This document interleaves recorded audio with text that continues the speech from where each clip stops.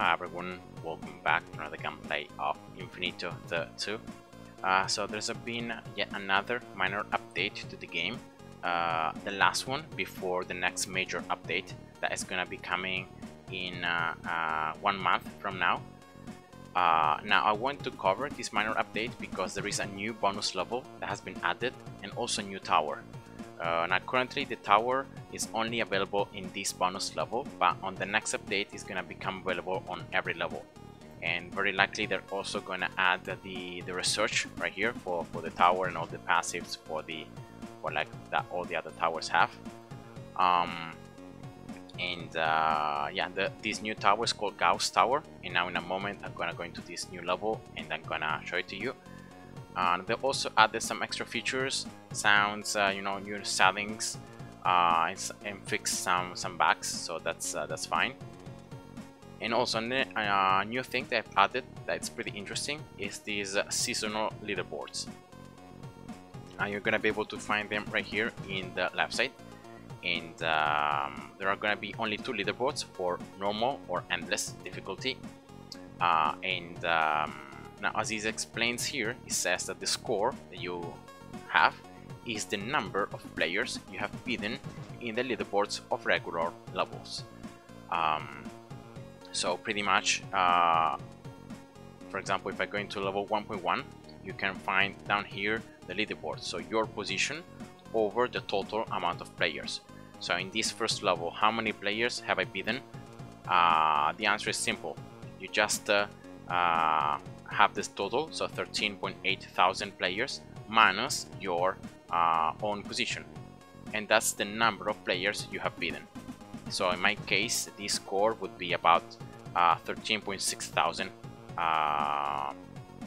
just from one level. So if I go here into the season and I go into the endless ranking, I would have already 13.6 thousand score because of this first level. Then you have this one, this one, this one. You have every other level until down here, because end game levels are considered normal levels. You can't play these levels on endless, and yeah, then you have your score right here. So it works pretty much like that. And now this seasonal leaderboard is gonna be updated every 20 minutes, and at the end of each season, so it's gonna last about like 1 month, I think. And at the end of the season, the players with higher ranks will get better rewards. So this works very similar to, I think it's like daily quest. So depending on which top percentage you are falling, top 100, top 50, top 30, 10, top 3%, top 1%, or the first 3 positions, you're gonna have different amount of rewards. And yeah, you can see here in endless I have top 1%, instead in normal I have top 4%. So definitely I need to work on this one. I need to play a little bit on normal difficulty, trying to get in the top 1%. I think is the highest you can get before you reach like the 3rd, 2nd, or 1st position. So yeah, this is the thing that has been added, this new level with the new tower and these seasonal leaderboards. They also announced here the next major update, the 1.8, that is gonna be exiting in 1 month. And yeah, this major update is gonna bring this new tower, as I said before, then some rebalancing of the towers, some improvement on the abilities. So yeah, it seems like a huge update. So yeah, we have to wait about 1 month. And yeah, let's just go into this new bonus level and let's take a look at this tower. Now I have already completed the quest. I played this level a couple of times just to understand well how the tower works, so that then I can now explain it to you fully. So yeah, this is the level. The tower, you can find it right here, but it's unavailable because in order to use it you need to actually get it from the core. So I'm gonna now play a couple of waves until I can unlock it. Then I'm gonna just show you the stats of this tower, how this tower works, and my personal opinion about it. So yeah, let's just go. All right, let's place here some missiles around.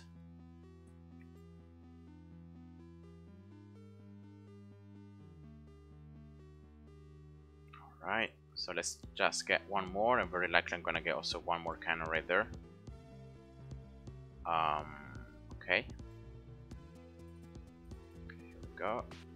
Yeah, just getting here some towers just to survive these first rounds, you know, but should be quite easy. Okay. Yeah, this should be enough, so let's just get here these cannons level 1, and that's the Gauss Tower unlocked. I would really want to place it, but you can see that it's very expensive. 320. Definitely this cost is of course excluding research, so once this tower is fully released in the next patch, research will make it cheaper, but yeah, for now this tower is quite expensive. So I'm gonna then place it, and then I'm gonna take a look at the abilities, the stats, and yeah, just pausing the game here. So now the first thing that you have to know is the info about the tower. So the description here says consumes resources from the miners nearby to charge its coils from a powerful shot. This tower, without miners close to it, cannot even fire. So you need 100% to place this tower in a spot when there is at least one miner close to it. So that's the first thing. Second thing is that looking at the stats here, range very large, damage very high, and also crowd damage high, so the ability to hit multiple enemies at once, but the attack speed and the agility of this tower are quite low. The effectiveness, this tower cannot hit flying enemies, so that's in my opinion quite a huge weakness. It has reduced effectiveness against fast enemies, so it's gonna do 1/4 of damage against fast enemies, and then only half damage against venom and boss enemies. All the other enemies are gonna receive the full damage, or actually bonus damage, in this case for regular, armored, and building enemies. I don't know how they're called. So yeah, those are the informations you can take from the description. Now then, if you click on the tower and you look at the stats here, you can see that you can't find range, you can't find like attack speed, you can't find projectile speed, and that is because this tower do not have any of those things. The range of this tower is unlimited. That's why you can't see the this thing around it. So this tower can hit anything in the map. Second thing, the projectile speed is not existent because the damage from this tower is instant. So it's not gonna be like a missile that then is gonna hit the enemies. Once this tower is ready to fire, the damage it's gonna do on the enemies is gonna be instantaneously from both the enemies close to it or the enemies very far away from it. So that's why you can't find these things here. Then the attack speed, I think it's considered as this one, so the charging speed, and then you have rotation speed and damage. Now the first thing that really got me curious is this rotate button. What is this, right? If you click on it, you can see that it says tap on map, and if you tap on the map, you can see that the tower will actually move and will attack exactly this spot that you decided to attack. So this tower is completely different from the other ones because it's not gonna automatically attack the enemies, but you need to manually select the spot at which you want the tower to attack the enemies. So that's the first huge change. Then the second thing I was able to see is the fact that the damage of this tower is insanely high, like a level 2 with no upgrade levels. 3.6 thousand damage is a ton. And the second thing is here this resource consumption that very likely refers to this amount of resources here that it says consumed for to charge the coil and to actually be able to attack. So this is what likely it means. So every 8 resources that the miners around it are gonna mine, this tower will be charged, and then it's gonna be able to attack. Now let's take a look at the abilities. All right, the first one is called nanoparticles. It's gonna double the damage but is not gonna kill enemies. It's gonna leave them with at least 10% HP, so that's okay.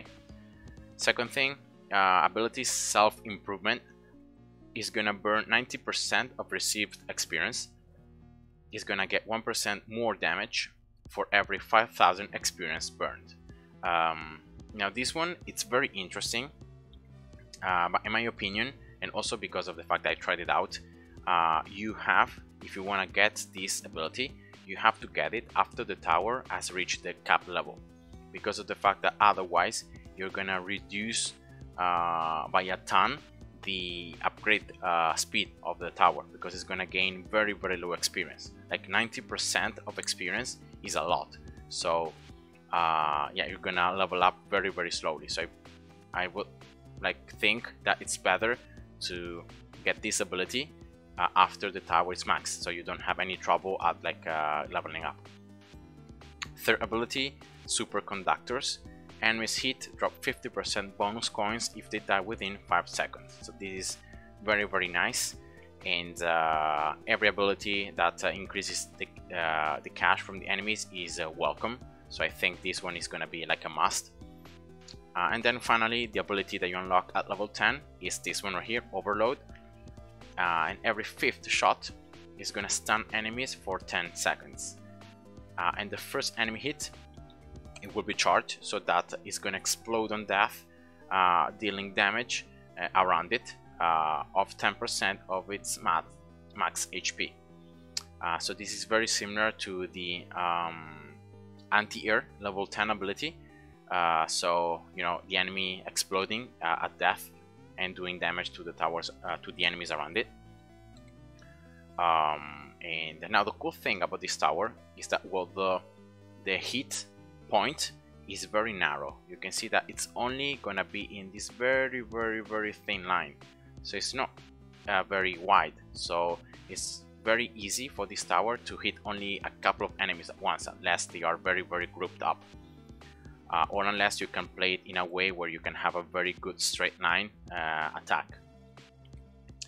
And second thing is that you don't have a limit about how many enemies can be hit at once. So if you have like 1,000 enemies lined up in the line and shoot of this tower, all 1,000 enemies will be receiving the damage from it. So this is a very nice thing, and that's why I think this passive here, this ability level 10, is gonna be very effective, especially for the late stages of the game. Like if you imagine wave 300, 400, where you have a lot of blast towers, you are stunning the enemies, you are keeping the enemies very close to one another. Imagine if you can also stun them for an extra 10 seconds every 5th shot. So that's that looks very nicely. So yeah, let's just take a look now at the tower in action. You can see that the tower will not even attack unless you have a miner close to it and you're given resources. So yeah, definitely you're gonna need to place this tower close to resources, otherwise it's gonna be like useless. Right, so let's get here some upgrades. All right, and I want to actually get the passive experience for the Gauss Tower. All right, and yeah, I'm unfortunately only level 4 here and only level 3, but I can upgrade it with this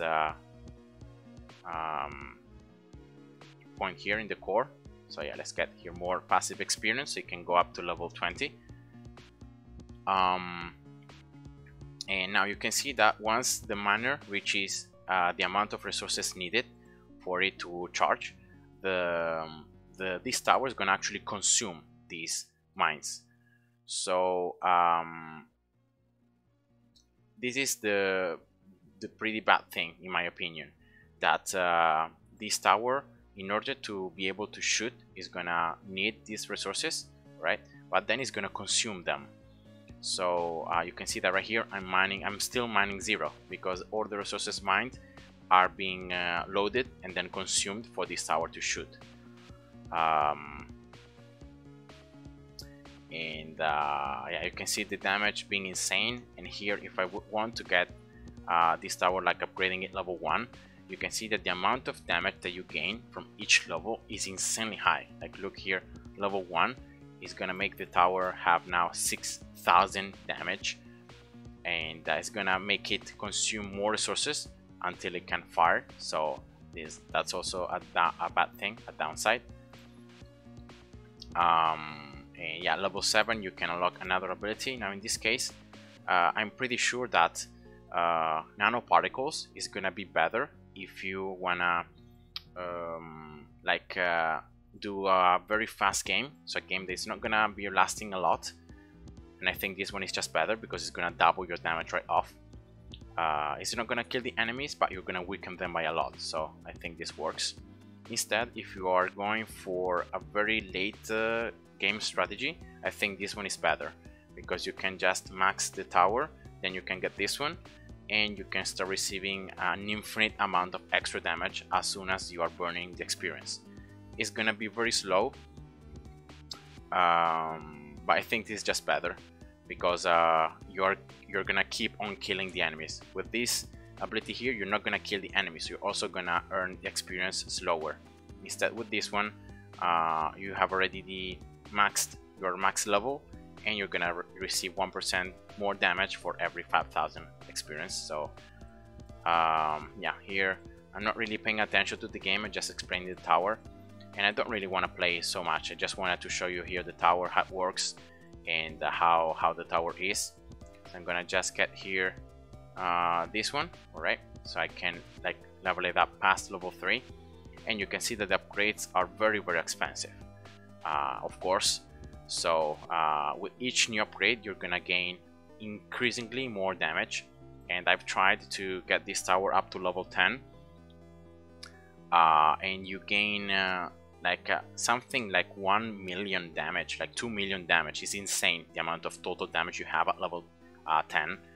So yeah, this tower definitely can single-handedly destroy very late waves. And yeah, definitely the stun here, and depending on what you're looking for, the double damage but not killing enemies, or the slow increasing damage may work. And yeah, that's pretty much it. I wanted also to comment on this new bonus level, because I've already got the quest completed, and you can see that it's gonna be another level where there is a cap amount of waves. So in this case is wave 110. You can get through past wave 110, and yeah, the quests are quite easy to complete in my opinion. The coins gained during one game, you can place bounties, then you can call the next wave early to do this. Enemies killed during one game, you just need to survive long enough and you're gonna do that. Damage dealt, the same. Score gained, you're gonna need to place some miners and get some resources, probably also getting some modifiers for the mining speed, and yeah, the score is gained in this way. And then save time by wave calls, once again trying to call the next wave as early as you can, but still remember in control of the waves and being able to defeat all the enemies. And that's the new bonus level. And then that's it, because I already covered everything. Oh yeah, the last thing I wanted to say is that I got when you can complete this quest right here, so the save time by wave calls, you're gonna get one research ticket, and this ticket is very good, especially if you have the endless research, because it's going to allow you to make one research for free. It's just one level, but it's one research for free. So in this case I can use this ticket to get the last level in wave interval that would require 100 bites, and yeah, I can just get it as you can see here, and yeah, here we go, that's easy. So yeah, that was the last thing really I wanted to show you. So yeah, I hope you guys enjoyed, and see ya, bye bye.